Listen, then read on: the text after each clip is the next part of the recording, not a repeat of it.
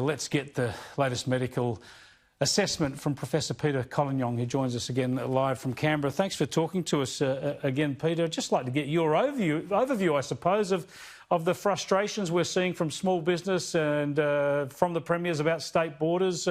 Obviously, we need to be careful opening up. Is there a sense we're being too cautious? Well, I think there can be an argument for that. We've actually done very well. We've not only flattened the curve, we've turned it and it's staying at low levels.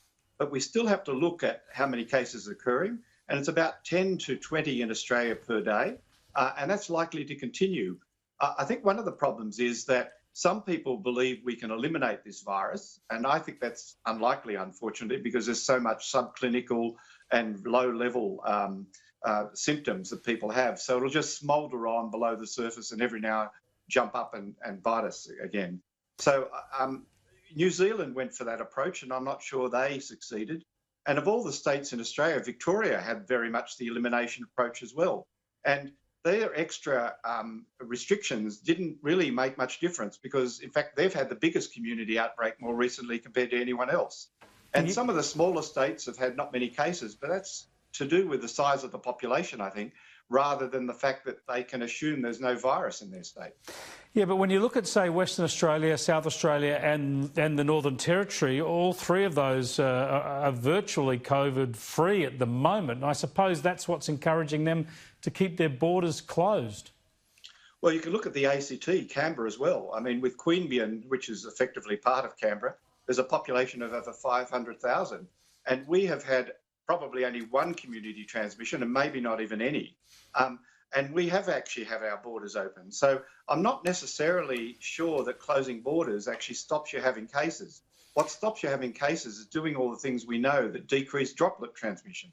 Washing your hands, keeping 1.5 to 2 metres away from people, don't go to work if you're sick, don't use public transport if you're sick, and basically avoid crowds, however we define them, whether that's 10, 20 or 100 people. That really depends on how much transmission we've got in the community is how you define that. But currently, the transmission rate in Australia is probably as low as it's going to get. I think it's likely we'll have more cases in winter because in winter viruses just transmit more easily. But I still think we can control it because we've got lots of testing, we've got very good follow-up, we've got quarantine, we've got people being isolated, and people get it, and I think very quickly we'll find any clusters or cases as they occur. Well, let's look. We've talked a lot about getting schools going under normal regimes, or not normal regimes, I suppose, but schools classroom attendance is going 5 days a week, and that's happening. And there are, of course, personal distancing, social distancing and hygiene rules in place. But we've had in Sydney yesterday a teenager at Riverview College test positive. This is a case in point, isn't it? Because there's been an infection, now there's a tracing process going through. The school gets cleaned, everyone stays away. As long as it doesn't lead to a breakout, that means we're running this thing properly. Well, I think it does. And also my understanding of that case is he was only at school for 2 days. So it's very unlikely he got it at school because the average incubation period is 5 days and the minimum is usually 2. So if you do anything, whether it's restarting schools or opening up restaurants, you won't really see the effect of that for at least 5 days and probably 10 days. It is one reason why we've got to go a bit slowly to see what the effects or detrimental effects are or plus effects. But in general, things are as good in Australia as they're probably going to get.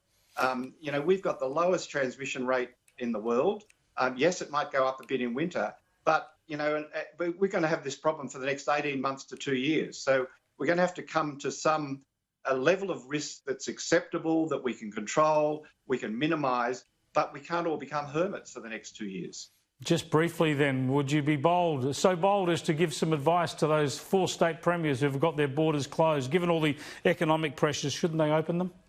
Well, I think we should open them sooner than suggesting September, for instance. I mean, the state borders are a bit artificial. I mean, if you go from Tweed Heads to the Gold Coast, how's that different from going to Bondi to Parramatta?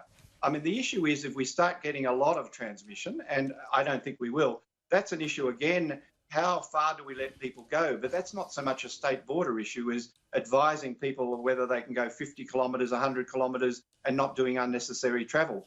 People in Australia were very good over that over Easter. It made a lot of difference. A lot of people didn't take holidays, but basically it's how much movement you have, how many people you interact with will make all the difference for how much infections we see. And the state borders are a bit artificial for that. And we do know we've got very low transmission in Australia. And to say that, New South Wales has got the worst cases, that's because that's where most of the tourist and cruise ships came. It's not actually because there's a lot of community transmission. It's only been 10% of all the cases in Australia, in all states at the most, that have been community transmission where we didn't know where it came from. Very, very important point to finish on. Thanks so much for joining us, Peter. Thank you.